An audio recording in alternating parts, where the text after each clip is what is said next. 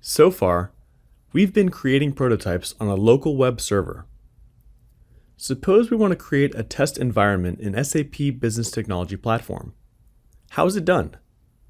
First, let's see the options that we'll have when developing in Genexus if the DBMS selected is SAP HANA Database. In general, we'll have three options to use SAP HANA Database.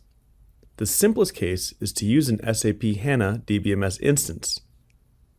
If we already have SAP HANA DBMS installed, we can use it. Otherwise, we can visit SAP's website where we can download a trial version. We simply have to place the connection data to the server in the data store properties and use the corresponding connection driver, which is not distributed with Genexus. Another option is to use an instance of SAP HANA DBMS installed and running on SAP Business Technology Platform. In this case, it's necessary to have the Cloud Foundry client installed and access the link on screen to follow the steps 1 and 2 indicated there.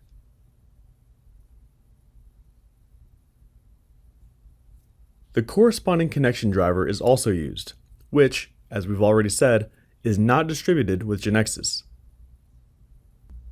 Finally, the case in this video, when we deploy the application generated by Genexus to SAP Business Technology Platform. In this case, the database will be accessed in that same platform, and therefore it'll be done through JNDI. For this, the data source link will be established between the application and the database schema used. To do so, we configure the property Use Data Source for Web-Based Applications to True. This enables this new property called JDBC Data Source. There we must specify the way in which SAP BTP finds the database schema that will be associated with the application. We just need to select Build All so that the programs are created taking into account this data source. Next, we open the Build menu and select Deploy Application. First, we select the main objects we want to deploy. In this case, it'll be the Fiori Launchpad of the web application. We indicate the target, and we need to configure these properties in the Options link. In Host, we specify the server purchased in SAP BTP. Since we're using the trial version, we go to hanatrial.ondemand.com. Next, we need to specify the SDK directory. In this case, it's this one. Account name is the name of our SAP BTP Cockpit account. The username and password are the same ones we use to log in to SAP BTP. Lastly, application name will be the name used to deploy the application in SAP Business Technology Platform. Finally, we click on the Deploy button to create, upload, and deploy the WAR package to SAP Business Technology Platform. A success message will be displayed in the output window.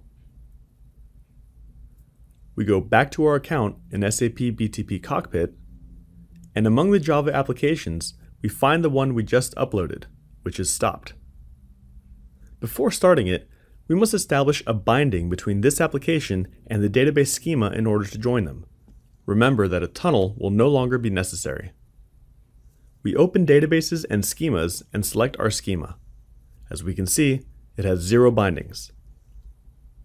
In Data Source Bindings, we add one for the application we've just implemented. Later on, we return to Java Applications, select the application, and click on Start. When it's completed, the application base URL is displayed. We must add /servlet/ the name of the Java package that's among the properties of the Java generator, period, the main object's name, which in this case is Fiori Launchpad. The application now runs on SAP Business Technology Platform and accesses the same database we've been working with.